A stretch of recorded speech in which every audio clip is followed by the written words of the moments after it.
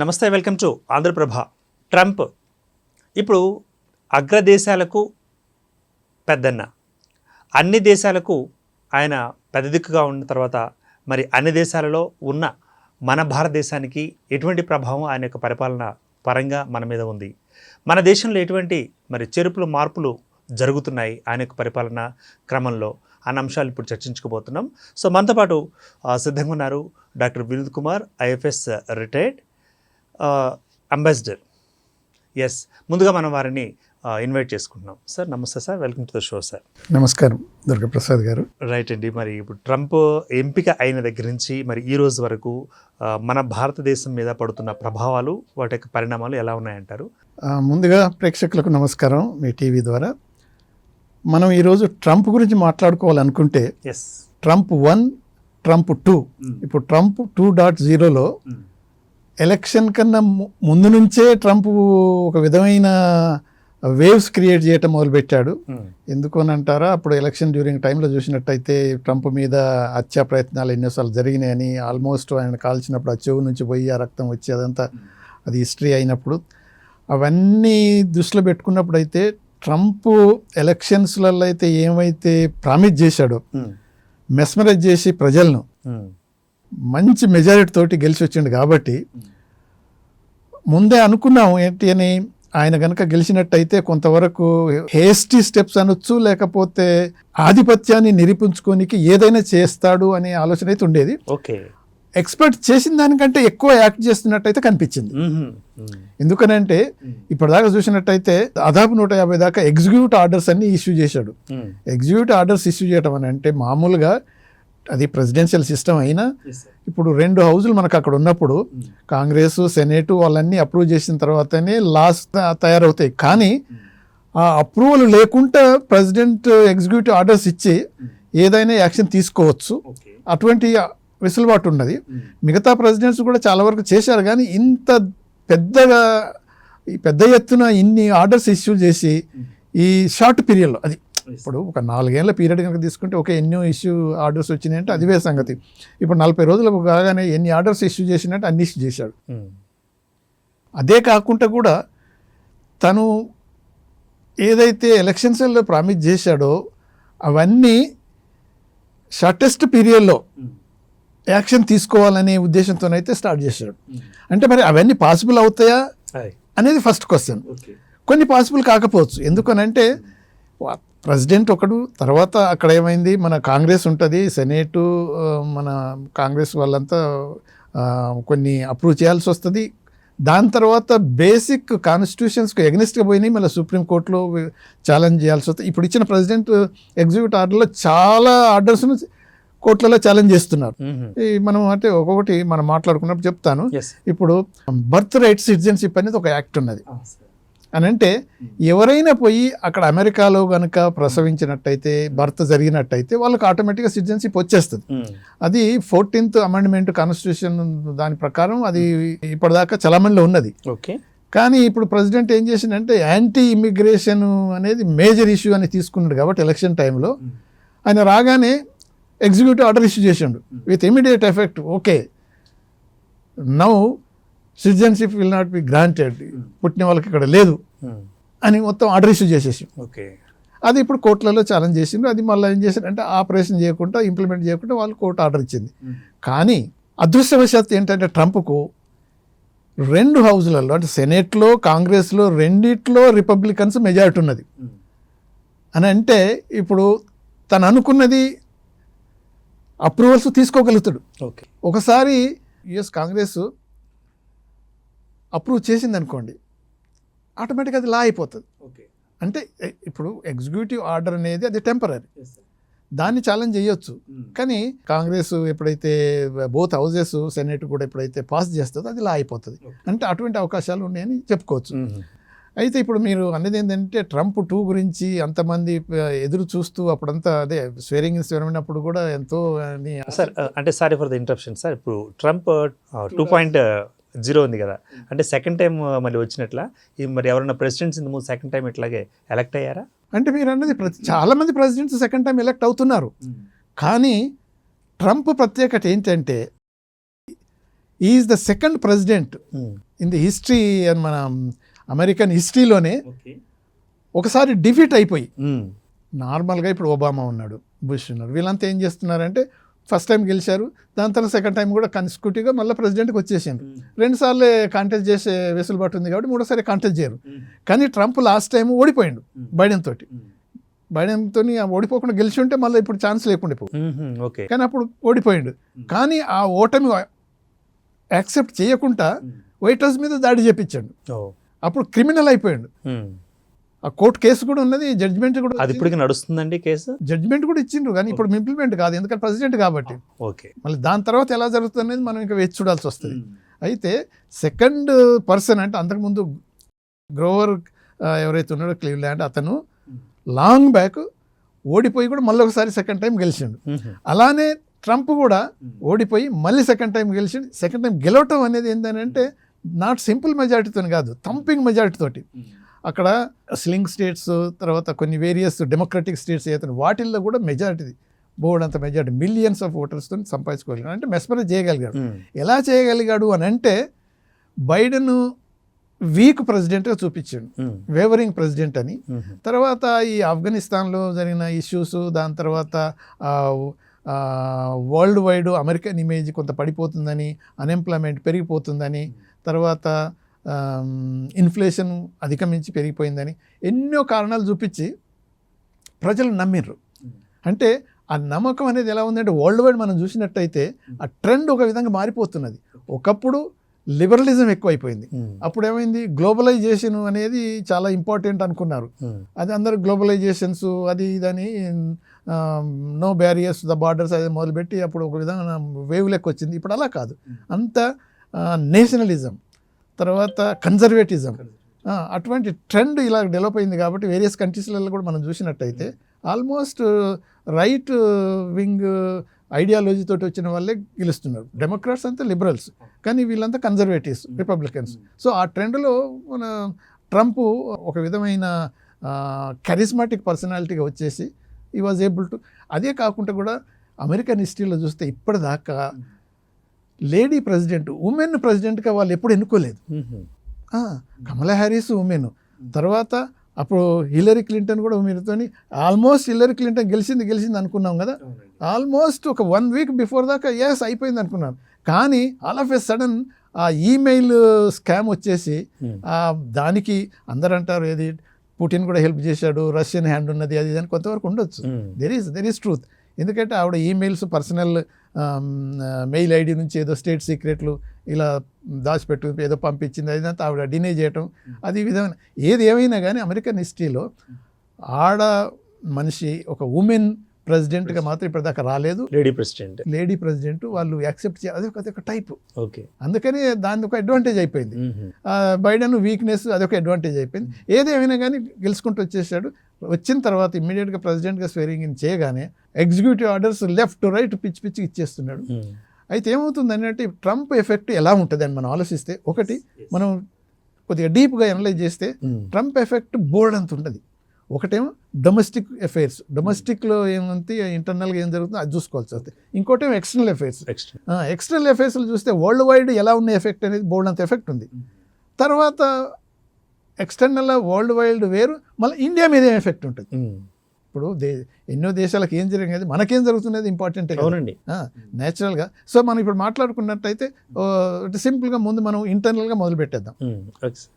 ఇంటర్నల్గా మొదలుపెట్టినట్టు ఏమైందంటే ఆల్రెడీ ఇప్పుడే నేను మార్నింగ్ ఒక న్యూస్ చూశాను, ఇంతకుముందే ట్రంప్ని ఇంపీచ్ చేశారు, అవిశ్వాస తీర్మానం. మళ్ళీ ఇప్పుడు ఆల్రెడీ స్టార్ట్ అయింది, ఒక 250,000 సిగ్నేటరీస్ అప్పుడే పెట్టేశారు, ఎజిటేషన్స్ మొదలవుతున్నాయి. ఎందుకంటే ట్రంప్ తీసుకునేది అన్నీ లెఫ్ట్ రైట్ ఆర్డర్స్ ఇష్యూ చేసి బైడెన్ తీసుకున్న చర్యలు ఏదైతే ఉన్నాయో, ఇచ్చిన ఆర్డర్స్ అన్నీ రివర్స్ చేయాలని ట్రంప్ ఆర్డర్స్ వేసేస్తున్నాడు. సింపుల్గా చూస్తే ఫెడరల్ ఇప్పుడు ఇది డోజ్ అని ఉంది, ఏది గవర్నమెంట్ డిపార్ట్మెంట్ ఆఫ్ ఎఫిషియన్సీది ఏదో పెట్టాడు కదా, ఎలన్ మస్క్ని పెట్టాడు కదా. దానివల్ల ఏమవుతుందంటే మొత్తం ఎంప్లాయీస్ అందరి డేటా తీసుకుంటున్నారు, అందులో మొత్తం చాలామందిని ఊడబిక్కి పడేస్తున్నారు. ఎందుకనంటే ఇది ఎక్సెస్ ఎక్స్పెండిచర్, అనవసరమైన ఎక్స్పెండిచర్ అయిపోయింది కాబట్టి కటింగ్ ద డౌన్ సైజ్ చేయాలనేది ఏదో ప్లాన్ వేసేసుకొని మొత్తం తీసేసి వాళ్ళంతా ఎగ్నెస్ట్ అవుతున్నారు. తర్వాత ఇప్పుడు ఏమైందంటే సింపుల్గా చెప్తాడు, పెన్షనర్ అన్ని స్కాములు జరిగినాయని తీసేస్తున్నారు.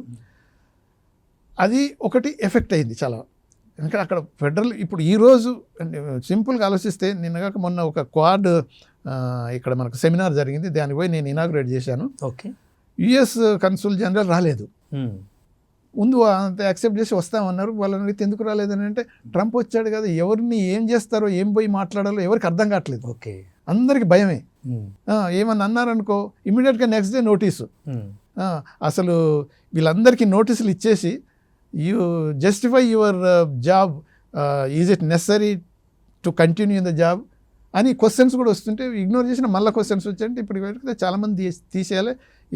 వీళ్ళు కనుక వాలంటరీగా మీరు వాలంటరీ రిటైర్మెంట్ తీసుకోక తప్పదు, తీసుకోకపోతే మేము డిస్మిస్ చేసేస్తాం. ఆ స్టేజ్కి ఉంది కాబట్టి ఇంటర్నల్గా చాలా ప్రజల్లో చాలా ఏమవుతుందంటే యాంగ్జైటీ, రేపు ఉంటాము ఉద్యోగంలో లేదు అన్నట్టు ఆ స్థితి దానివల్ల వచ్చేసింది. అదే కాకుండా కూడా వేరియస్ ఇప్పుడు ఒకప్పుడు ఏంటంటే అబార్షన్ లాస్ అవన్నీ కొన్ని స్టేట్స్లలో అప్రూవ్ అయినా, కొన్ని స్టేట్లో లేదు. అక్కడ యూఎస్లో కూడా అన్నీ అబాలిష్ చేసేసాడు. ఇది ఈ ట్రాన్స్జెండర్స్ అనేది లేనే లేదు. తర్వాత వాళ్ళకి అసలు ఉద్యోగాలు ఇవ్వడానికి లేనే లేదు. ఈక్వాలిటీ, సస్టైనబిలిటీ ఇదంతా అన్నీ వరుసమైన మొత్తం క్యాన్సిల్ చేసేసిండు. తర్వాత యుఎస్ఎయిడ్ అనేది పెద్ద ప్రోగ్రామ్ వరల్డ్ వైడ్లో ఉంటుంది. బట్ అక్కడ కూడా పెద్ద ఇంటర్నల్గా కూడా బోల్డ్ అంత ఎస్టాబ్లిష్మెంట్ ఉంటుంది. వాళ్ళందరినీ తీసేసి మొత్తం కట్ ఆఫ్, వాళ్ళందరూ ఏంటి 1000 మంది ఉద్యోగాలు ఎగిరిపోతాయి. సో ఇంటర్నల్గా అన్నీ అవుతున్నాయి. ఈ తారీఫులు ఏదైతుందో ఇక ట్యాక్సెస్ మనం తర్వాత మాట్లాడుకుంటాం. ప్రతి శత్రువు, మిత్రువు, న్యూట్రల్ ఇవన్నీ ఏం లేదు.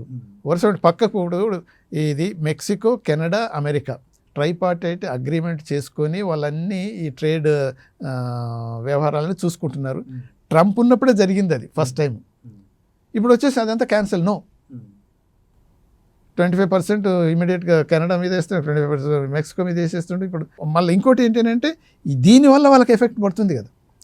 ఇప్పుడు 25% నువ్వు ఇంపోర్ట్ చేసుకునే దాని మీద వేస్తున్నావు, మరి ఆ 25% ఛార్జీలు ఎవరు బేర్ చేయాలి? అగైన్ పీపుల్ మళ్ళీ, అంతే కదా. అమెరికన్ సిటిజన్సే కదా. వస్తువులు అవసరమైన వస్తువులు కొనుక్కోక తప్పదు కదా. నువ్వు కొనుక్కునే వాళ్ళు ₹100 కొనుక్కునే వాళ్ళు 125 కొనుక్కోవాలి వస్తుంది, 150 కొనుక్కోవాల్సి వస్తుంది. ఆటోమేటిక్ ఇదంతా కాస్ట్ ఎస్కలేషన్ అయిపోతుంది కదా, ఇన్ఫ్లేషన్ పెరిగిపోతుంటుంది కదా.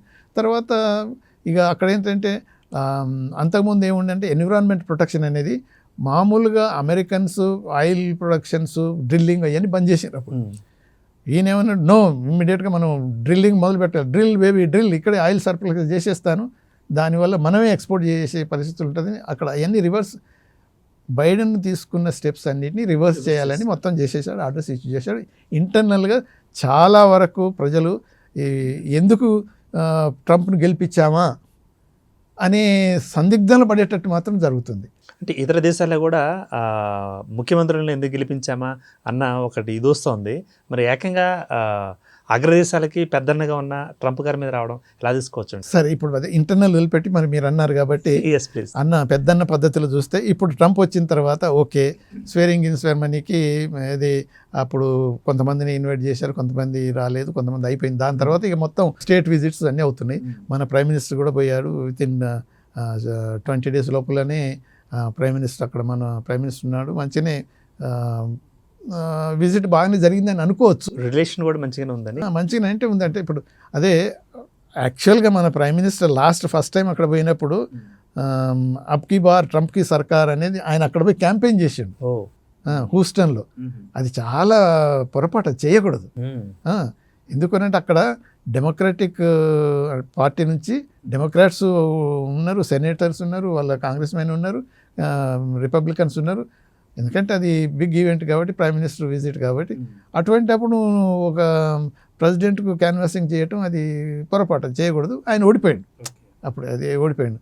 అంటే అటువంటి ఎలక్షనీరింగ్ టైప్లో మన మోదీ గారు అప్పుడు ఆయన చేశారు కాబట్టి ఆ కెమిస్ట్రీ బాగానే క్లోజ్గానే మంచిగానే అయిపోయింది.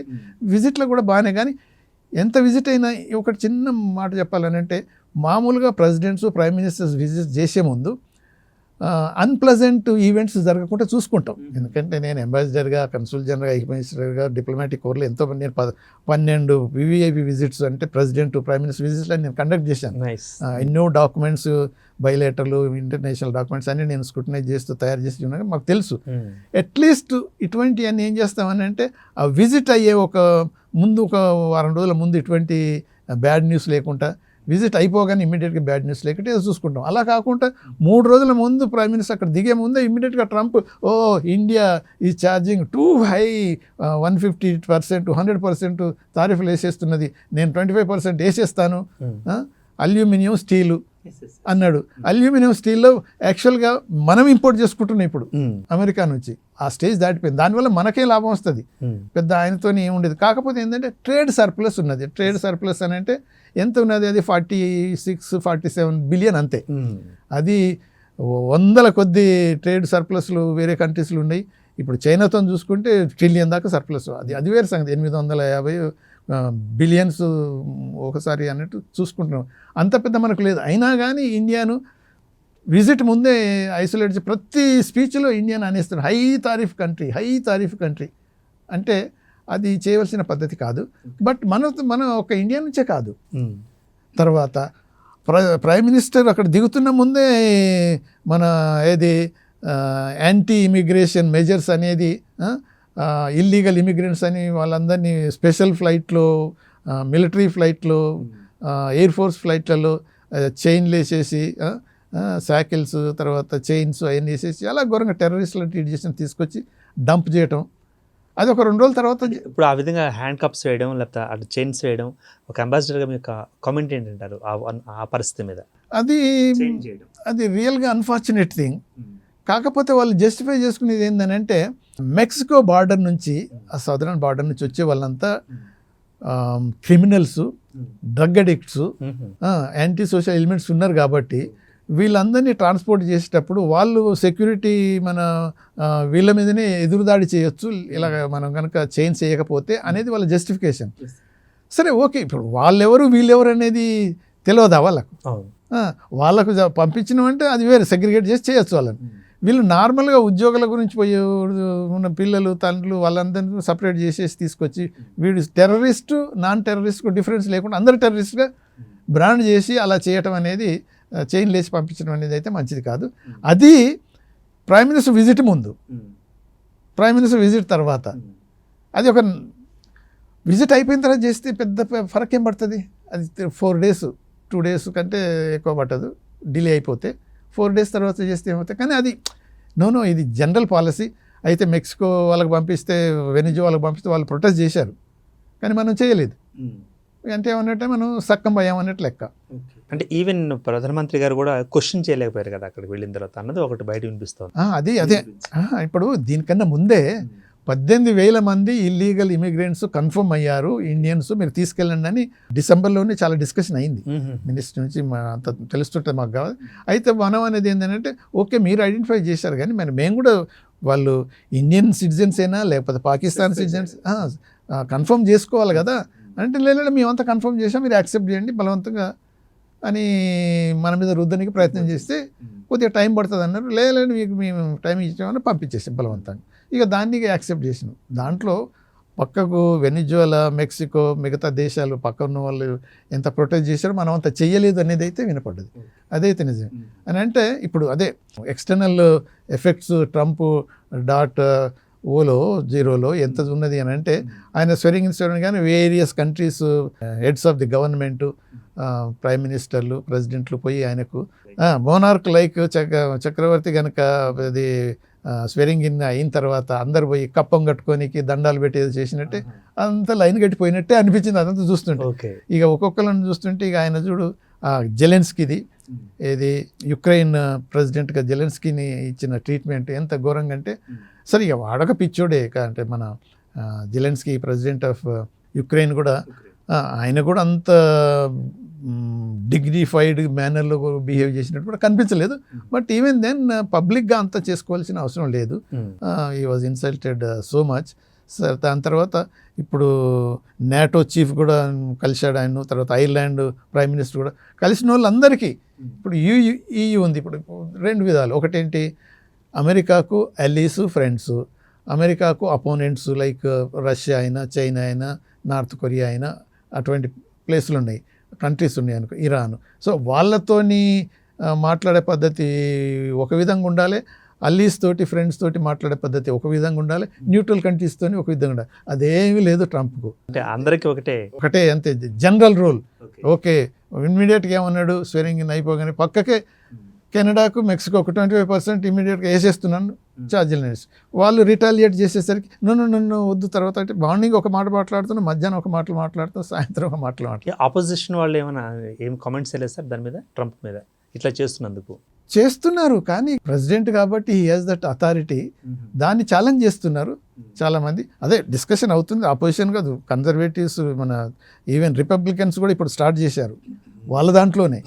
ట్రంప్ తీసుకునే చర్యలు, మాట్లాడే మాటలు ఒక విధమైన అంటే anti American movement world over పెరుగుతుంది అనేది ఇప్పుడు తెలిసిపోతున్నది.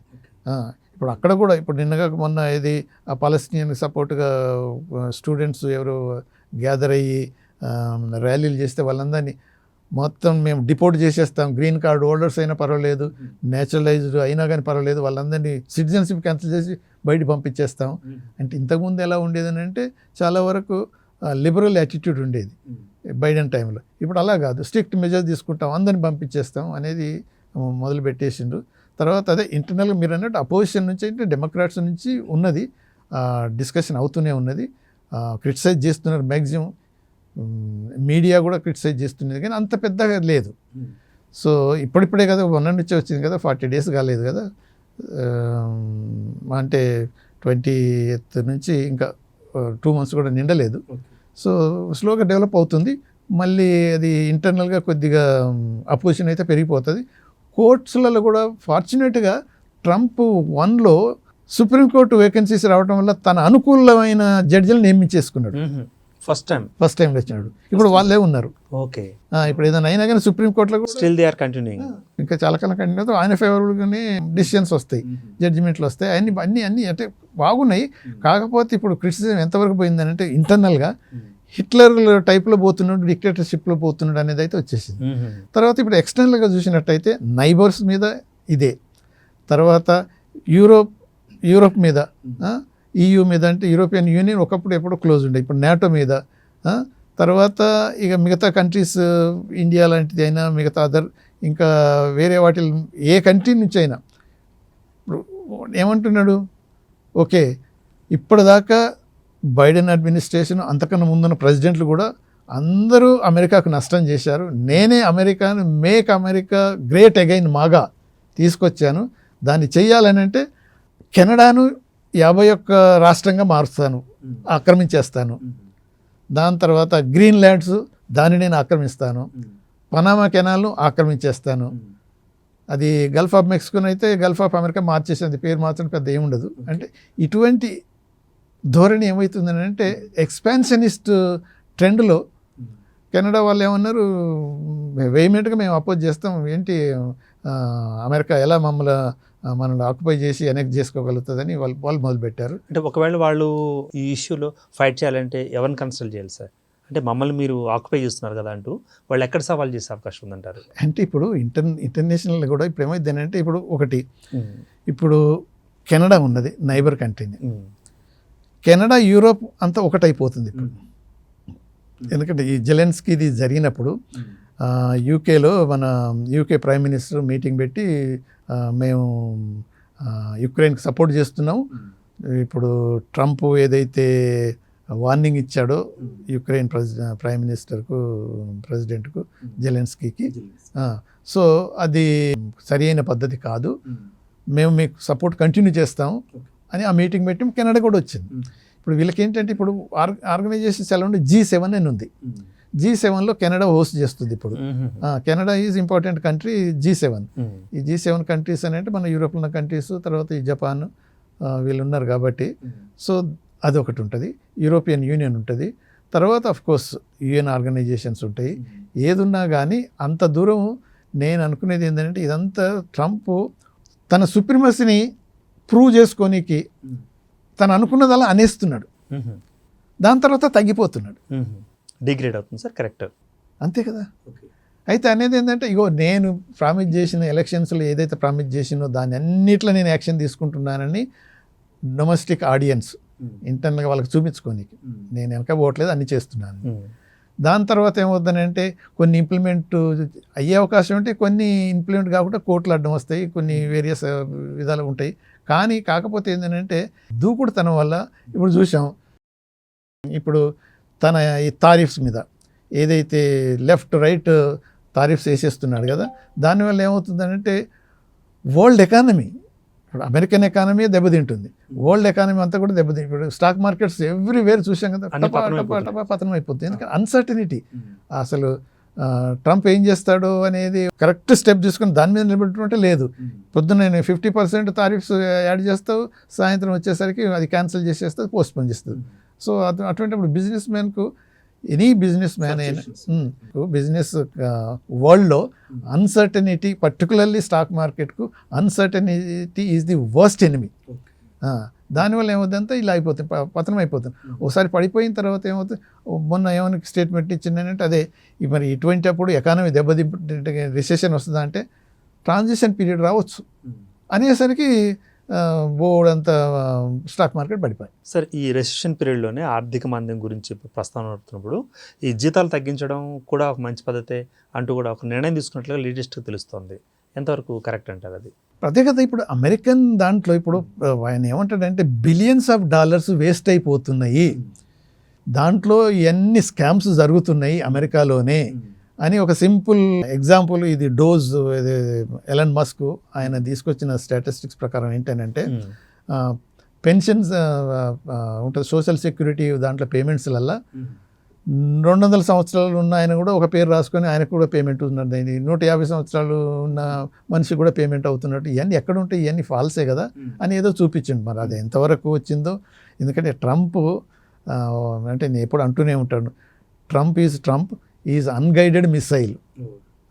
ఎప్పుడు అంటే ఎప్పుడు టార్గెట్ వైపు అది ఎటు పోతుందో ఎక్కడ హిట్ అవుతుందో నోబడీ నోస్, టార్గెట్ ఏంటో కూడా తెలియదు. అంత అంటే అంటే మన ఏది కోవిడ్లో ఆయన ఏమన్నాడంటే ఇప్పుడు ఫీనాలు ఇవి అవుతున్నాయంటే యాంటీ బ్యాక్టీరియల్, యాంటీసెప్టిక్స్ ఇవన్నీ ఉంటాయి అని అంటే, ఓ అలా అయితే why don't you inject into the veins, అప్పుడే బాగుపడిపోతారు కదా. అంటే ఎంత అంటే such comments. President of America, great nation America president అయ్యిండి, ఫీనాల్ నువ్వు నరాలకు ఎక్కిచ్చేస్తే కోవిడ్ ఎగిరిపోతుంది కదా, బాగైపోతుంది అని మాట్లాడితే, అంటే అజ్ఞానంగా మాట్లాడుతూ ఆయన మాటలకు ట్రంపే అనుకొని మనం వదిలిపెట్టాల్సి వస్తుంది. సో దానివల్ల అందుకనే ప్రజలు ఏమైందంటే పర్టికులర్లీ మనం ఇప్పుడు ఎందుకంటే తారీఫ్స్ మన ఎకానమీ మాట్లాడుకుంటున్నప్పుడు అన్సర్టనిటీ అనేది, హై తారీఫ్స్ అనేది డెఫినెట్గా ఎకానమీకి నష్టం చేస్తాయి. ఇప్పుడు ఏ కంట్రీ అయినా అన్ని కంట్రీస్ తోటి డెఫిసిట్ ట్రేడ్లోనే నడుస్తున్నది.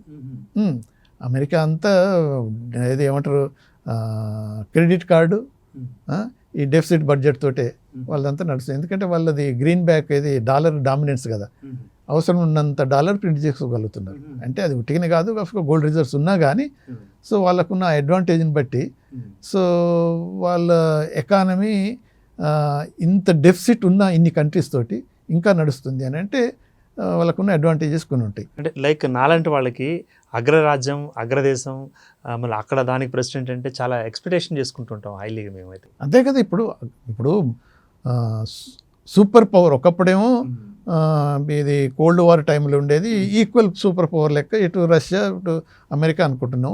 రష్యా డిసింటిగ్రేట్ అయి కోలెస్ అయిన తర్వాత ఒకటే మోనోపోలీ అమెరికాది అయిపోయింది. బట్ ఇప్పుడు చైనీస్ రైజ్ అయిపోయిన తర్వాత China equally advancing.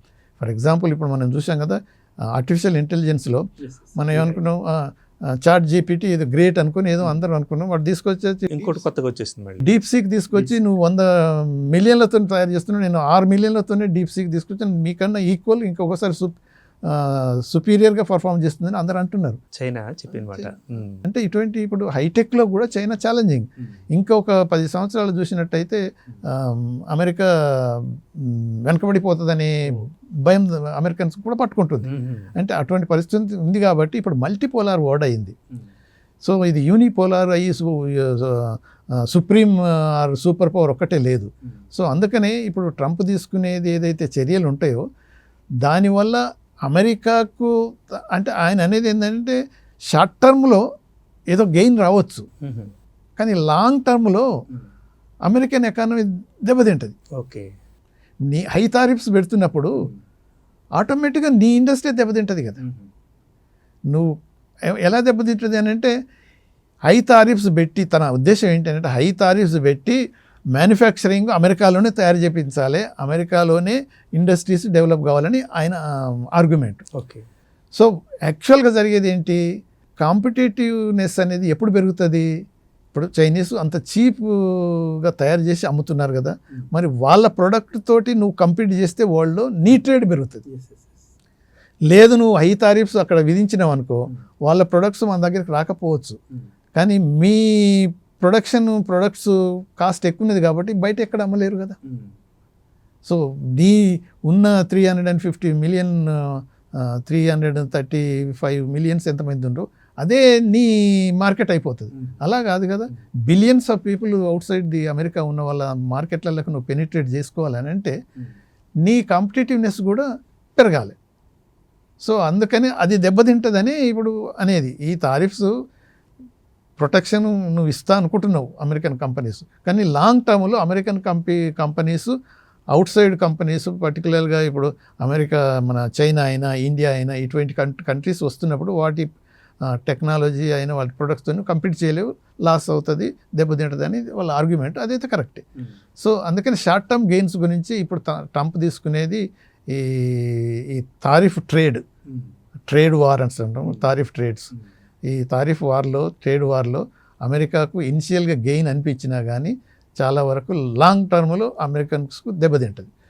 Right sir, ఇప్పుడు మరి భారత్ తోటి అమెరికాకి ఉన్న సంబంధాలు అంటే ట్రంప్ ముందు, ట్రంప్ తర్వాత, ట్రంప్ ఉన్న టైంలో ఎలా ఉండబోతున్నాయి అంటారు?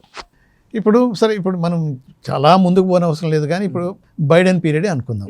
బైడెన్ పీరియడ్ ఉన్నప్పుడు సత్సంబంధాలు అమెరికాకు అమెరికా సంబంధాలు చాలా వరకు ఇంప్రూవ్ అయినాయి. అంటే అఫ్కోర్స్ ఇది గ్రాడ్యువల్గా గ్రో అవుతున్నా కానీ చాలా వరకు ఇంప్రూవ్ అయినాయి. సింపుల్గా మనం వేరియస్ ఫీల్డ్స్లో చూస్తే మన స్టూడెంట్స్ నెంబరు బోల్డ్ అంత ఇంక్రీజ్ అయిపోయింది.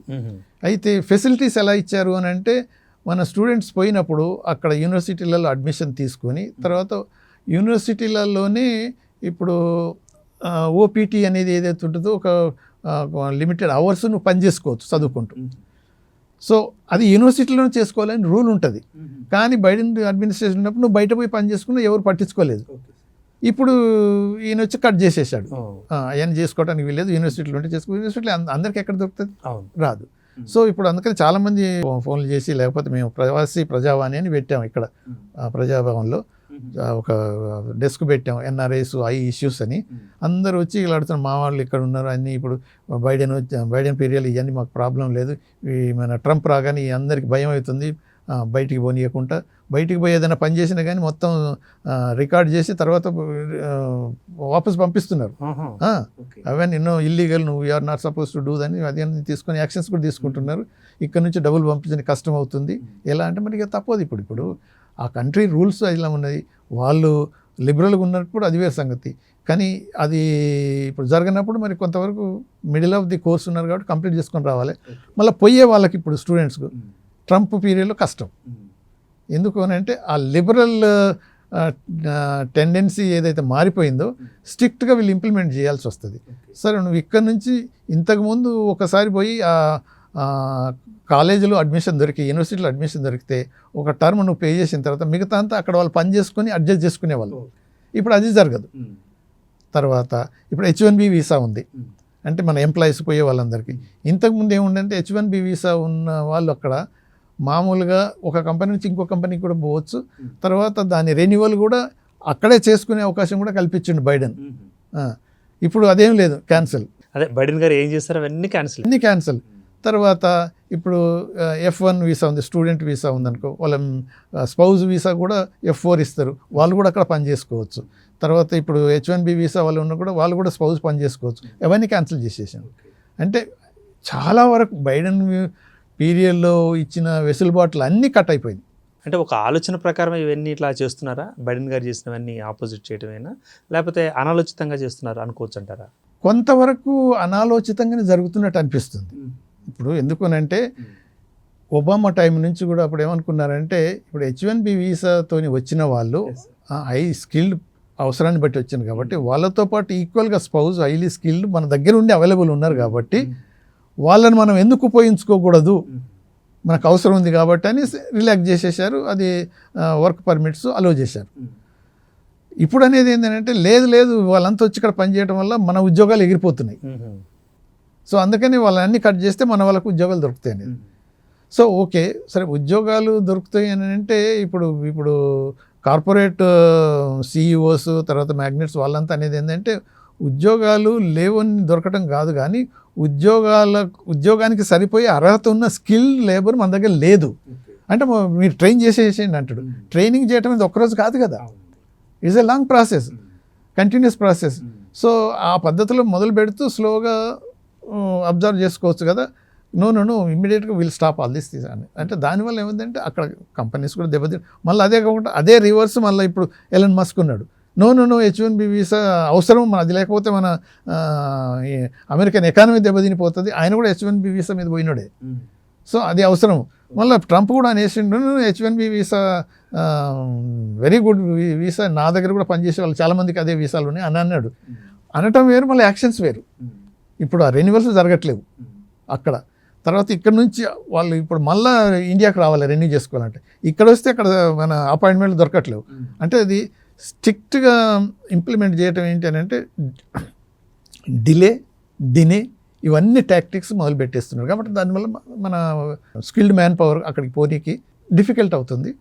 తర్వాత స్టూడెంట్స్ కూడా అక్కడ పోయి చదువుకోనికి కూడా వేరియస్ కోర్సెస్ కూడా అడ్మిషన్స్ దొరకడం అని కాదు, దొరికే పరిస్థితులు ఉంటాయి. కానీ ఆ వీసా ప్రాసెసింగ్లో తర్వాత అక్కడ పోయి పనిచేసుకునే ఓటీపీ వెసులుబాట్లు అయిన తీసేయటం వల్ల ఇవన్నీ ఇబ్బందులు ట్రంప్ పీరియడ్లో ఇక తప్పదుగా. సో ఓవరాల్గా మరి ఇంపీచ్మెంట్ అంటూ ఒకటి ఉంటుంది కదా, మరి దాని ఏమైనా అక్కడ అప్లై చేస్తే ప్రాసెస్ అయ్యే అవకాశం లేదంటారా? ఇప్పుడు అదే జరుగుతుంది మళ్ళీ. ఆల్రెడీ అదే చెప్పాను కదా, ఈరోజు ఇంత క్రితం ఒక మార్నింగ్ న్యూస్ చూస్తున్నప్పుడు మూమెంట్ స్టార్ట్ అయిపోయింది. 2050 పీపుల్ ఆల్రెడీ సంతకం చేశారు ఈ రోజు వరకు. అది పెరుగుతూనే ఉంటుంది. అది జరిగినా జరగవచ్చు కానీ ట్రంప్ ఈజ్ ట్రంప్ అంతే. ఇప్పుడు ఈ డజంట్ కేర్ ఎనీథింగ్, ఈ డజంట్ లూజ్ ఎనీథింగ్ నౌ. ఎందుకంటే నెక్స్ట్ ఎలక్షన్ ఏం లేదుగా, దీని తర్వాత కూడా అది కూడా లేదు. కానీ దెర్ ఈజ్ ఎ టాక్, ఇప్పుడు కాన్స్టిట్యూషన్ కూడా మార్చి పుటిన్ మళ్ళా కంటిన్యూస్గా ప్రెసిడెంట్ కావట్లేడా? అదే ఇప్పుడు మన జీ జింపింగ్ ప్రెసిడెంట్గానే ఉన్నాడు. అంటే ఇటువంటి అన్ని వాళ్ళని చూసిన తర్వాత ట్రంప్ కూడా రేపు ఇవన్నీ కాన్స్టిట్యూషన్ అమెండ్మెంట్ పెట్టి మళ్ళీ ప్రెసిడెంట్గా ఎలక్షన్ కంటెస్ట్ చేసే అవకాశం కల్పించుకున్నా చేయొచ్చేమని అంటే ఇదంతా టాక్. అది ఎంతవరకు మెటీరియలైజ్ అవుతుంది second thing. But during Trump period మాత్రం ఇప్పుడు అదే తన ఉద్దేశం ఏంటంటే, ఓకే నేను సూపర్ పవర్ అమెరికా ప్రెసిడెంట్ ఉండటమే కాకుండా I will make America great again. దాని తర్వాత ఆయనకు నోబెల్ పీస్ ప్రైజ్ అవార్డు తీసుకోవాలని ఉన్నది. అందుకనే ఇప్పుడు యుక్రెయిన్ విషయం అది, యుక్రెయిన్, హమాస్, అక్కడ ఇజ్రాయెల్, వాటన్నిటిలో వార్లన్నీ స్టాప్ చేపించి నేను పీస్ అంతా ప్రివేల్ చేసేటట్టు చేస్తాను అని ఆయనకు ఒక మైండ్ పడ్డది. ఆయన ఆర్గ్యుమెంట్లో కూడా అలానే ఉన్నది. సో అవి సాధించగలిగితే ఎస్ ట్రంప్ కొంతవరకు అచీవ్మెంట్ జరిగినట్టు అనిపిస్తుంది. అవి కనుక ఫెయిల్ అయితే ఈ చిన్న ఇది దూకుళ్ళు ఇవి నెగిటివ్ అయిపోతాయి ఎక్కువ. సో అందుకని ఈ ట్రంప్ పీరియడ్ ఈ 4 సంవత్సరాలు, ఆఫ్ కోర్స్ 2 నెలలు అయిపోయింది అనుకోండి, ఈ 2 నెలలు నడుస్తుంది కదా, జనవరి 20కి వచ్చింది కదా, ఇంకా 2 నెలలు కూడా పూర్తి కాకముందు. అంటే ఈ పీరియడ్లో వోలటిలిటీ అని అంటే అన్సర్టనిటీ, వోలటిలిటీ, అంత అయోమయమైన గందరగోళం ఇంకొక 2-3 నెలలు జరగవచ్చు. దాని తర్వాత కొంతవరకు స్టెబిలైజ్ కావచ్చు అని ఉంది. బట్ కొంతవరకు దెబ్బ పడ్డది వరల్డ్ ఎకానమీ మీద, రైట్, షేర్ మార్కెట్ మీద పర్టికులర్గా. దాని తర్వాత ఇప్పుడు ఇక అమెరికన్ నైబర్స్కు చాలా వరకు ఎక్కువ ఎఫెక్ట్ పడ్డది. అది ఇప్పుడు ఎక్స్టెండ్ అవుతూ వచ్చింది. సో మన ఇండియా మీద కూడా of course next month April నుంచి మొదలు పెడతా అన్నాడు. సో కొంత ఎఫెక్ట్ ఉండొచ్చు కానీ పెద్ద ఎఫెక్ట్ అయితే మనకు ఉండదు. ఎందుకంటే మన సర్ప్లస్ ట్రేడ్ ఒక 45-46 బిలియన్ తోటి వాళ్ళది ఉన్నది. సో మనం అంటే మనం మినిస్టర్ పీయూష్ గోయల్ వెళ్ళారు, వాళ్ళంతా మన ఎక్స్టర్నల్ అఫేర్స్ మినిస్టర్ కూడా అక్కడే అన్ని నెగోషియేట్ చేస్తున్నారు. సో ఆన్ ద హోల్ మనకు కొంత ఎఫెక్ట్ అయితే ఉంటుంది జనరల్గా, బట్ మేజర్గా మాత్రం అంత పెద్ద ఎఫెక్ట్ అయితే జరగదు. కానీ డ్యూరింగ్ మన ప్రైమ్ మినిస్టర్ టైంలో ఏమన్నాడు, ఓకే మనకు ట్రేడ్ ఇంబ్యాలెన్స్ ఉన్నది, సర్ప్లస్ ఉన్నది మీకు, సో మీరు మా దగ్గర నుంచి F-35 ఫైటర్ జెట్స్ అవి కొనాలి, అవి తర్వాత ఆయిల్ గ్యాస్ ఇవన్నీ కండిషన్ సార్ అవి అన్న అంతే మరి కదా. ఓకే, మ్యాండేటరీ అంటే ఇప్పుడు ట్రేడ్ బ్యాలెన్స్ చేయాలి నువ్వు. సో చేయాలంటే నువ్వు మా దగ్గర యూనిట్ నువ్వు కొను. కానీ ఇప్పుడు F-35 మనం తీసుకొని వచ్చేస్తే అఫ్కోర్స్ అనేది లేటెస్ట్ వెపన్ ఇది, టెక్నాలజీ తోటి మేము ఒకప్పుడు అయితే అల్లీస్కు క్లోజ్ ఫ్రెండ్స్కి ఇవ్వలేదు, కానీ మీకు ఇస్తున్నాం మీరు కొనండి అంటే అది కొనటం కాదు, అది ఒక పెద్ద వైట్ ఎలిఫెంట్ అవుతుంది. దాన్ని మెయింటైన్ చేయటం ఏంటి, దాని స్పేర్ పార్ట్స్ వచ్చి మొత్తం టోటల్ డిపెండెన్సీ వాళ్ళ మీద ఉండటం, దాని కాస్ట్ హౌ మెనీ టైమ్స్ అవన్నీ బేర్ చేయాల్సి వస్తుంది. తర్వాత ఆయిల్ అండ్ గ్యాస్ ఆల్రెడీ తెచ్చుకుంటున్నాం కొంత, కానీ లాజిస్టిక్స్ మన పక్కకి ఇరాన్ నుంచి తీసుకునే దానికి అక్కడి నుంచి తీసుకుని రానికి ఈవెన్ ట్రాన్స్పోర్టేషన్ కాస్ట్ ఎంత అవుతుంది. పోనీ వాళ్ళు బేర్ చేసి మనకు ఈ పక్కకున్న కంట్రీ సౌదీ ఇరాన్ నుంచి ఎంతకైతే దొరుకుతుందో ఆ రేట్లు ఇస్తారంటే ఇవ్వరు మళ్ళీ. నో ఈ రేట్లు ఇచ్చిన అంతా మళ్ళీ మీది ట్రాన్స్పోర్టేషన్ ఇన్సూరెన్స్ అంతా మీరే బేర్ చేసుకుంటారు. సో ఇటువంటి అన్ని కొన్ని పాయింట్స్ ఉన్నాయి కాబట్టి కొన్ని ఫ్రిక్షన్స్ ఇరిటేషన్స్ ఉన్నా ఆన్ ద హోల్ ఓకే. ఇప్పుడు ఇండియా మీద పడే మేజర్ ఎఫెక్ట్ అయితే పెద్దగా ఉండదు. ఒక్కోసారి మనం ఇది ఛాలెంజ్గా తీసుకొని మనం కూడా నెగోషియేట్ చేసుకుంటే ఏమవుతుందంటే మన స్కిల్డ్ మ్యాన్ పవర్ వాళ్ళకి అవసరము, ఎన్ని ఇమిగ్రేషన్ రూల్స్ పెట్టేసినా కానీ మన స్కిల్డ్ మ్యాన్ పవర్ అవసరం, మన మార్కెట్ కూడా అవసరం. 145 బిలియన్ 145 కోట్ల పైన ఉన్న జనాభాకు 1.45 బిలియన్ కాబట్టి వాళ్ళకు కూడా మార్కెట్ అవసరం. తర్వాత టెక్నాలజికల్ కూడా ఇప్పుడు మనం వేరియస్ హైటెక్లో కూడా ఇన్ఫర్మేషన్ టెక్నాలజీలో, తర్వాత ఇప్పుడు ఇస్రో అమెరికన్ సెటిలైట్స్ మనం పైన పంపిస్తున్నాం. ఒకప్పుడు మనం స్టార్ట్ చేసినప్పుడు మన యూరోపియన్ సెటిలైట్స్ ఫ్రెంచ్ గుయానా నుంచి అక్కడి నుంచి పంపించుకొని ఏదో ఆ స్టేజ్ నుంచి పోయి ఇప్పుడు వాళ్ళవి మనం పంపించే స్టేజ్కి వచ్చినాం. సో న్యాచురల్గా ఇది గివ్ అండ్ టేక్ ఉంటుంది. సో ఈ ట్రంప్ పీరియడ్లో కొంతవరకు టర్బులెన్స్ ఉండొచ్చు, బట్ ఆన్ ద హోల్ మేజర్గా ఎఫెక్ట్ పోయి మనం ఏదో నష్టపోతామని ఆలోచన లేకుండా మనం కూడా ట్యాక్ట్ఫుల్గా, ఎందుకనంటే అమెరికాకు ఇండియా అవసరం అనిపిస్తుంది ఇప్పుడు. అందుకని అమెరికా ఏమనుకుంటుందంటే యుక్రెయిన్ వార్ సబ్సైడ్ చేపించి అటు హమాస్ది ఇజ్రాయెల్ది సెటిల్ చేసేస్తే చైనా రైజ్ ఎక్కువ అవుతుంది కాబట్టి చైనాను కంటైన్ చేయడానికి ఇండియా అవసరం కాబట్టి అనేది క్వాడ్ను ఏర్పాటు చేసింది 4 కంట్రీస్. ఏది అమెరికా, జపాన్, ఆస్ట్రేలియా, ఇండియా. ఈ క్వాడ్లో ఇంపార్టెంట్ పొజిషన్కి ఇండియాకి ఇచ్చేస్తే ఇండో చైనా ఏది మన ఏషియా పసిఫిక్ ఉంది కదా, దీంట్లో ఈ సీ లేన్స్ అన్నీ సేఫ్ గార్డ్ చేయడానికి మన Indian navy, Indian defence forces కూడా అవసరం పడతాయి అనే ఉద్దేశం ఉంది. కాబట్టి ఇండియాతోని కోఆపరేట్ చేసుకోవడం చాలా వరకు అవసరం అన్నట్టు ట్రంప్కు తెలుసు. కాబట్టి చాలా వరకు మన రిలేషన్స్ పెద్దగా మనకు ఎఫెక్ట్ అయితే ఉండకపోవచ్చు, ఇంప్రూవే కావచ్చు. Right, thanks for the participation అండి. థ్యాంక్ యూ వెరీ మచ్ అండి. రైట్, మరి మొత్తం మీద ambassador doctor Vinod Kumar IFS retired మనతో పాటు మరి అమెరికా భారతదేశానికి సంబంధించి ప్రభావం ఎలా ఉండబోతుంది, మరి ఇప్పుడు ట్రంప్ పరిపాలన ఎఫెక్ట్ ఇండియా మీద ఏ విధంగా ఉండబోతుంది అన్న అంశాన్ని చర్చించడం జరిగింది. అదేవిధంగా సో ఎంతో కొంత ఇప్పుడు చైనా రైజింగ్లో ఉన్నప్పుడు మరి భారతదేశాన్ని దగ్గర తీసుకుంటే భవిష్యత్తులో కూడా ఒకవేళ పనికొచ్చే అవకాశం ఉంది అంటూ కూడా ట్రంప్ చేస్తున్న ఆలోచనగా మరి అంబాసిడర్ గారు చెప్పిన మాట. సో రానున్న కాలంలో ఏం జరగబోతుంది, ఎలా మరి రిలేషన్ మెయింటైన్ చేయబోతుంది అమెరికా మనతో పాటు అన్నది చూద్దాం. Keep watching Andhraprabha.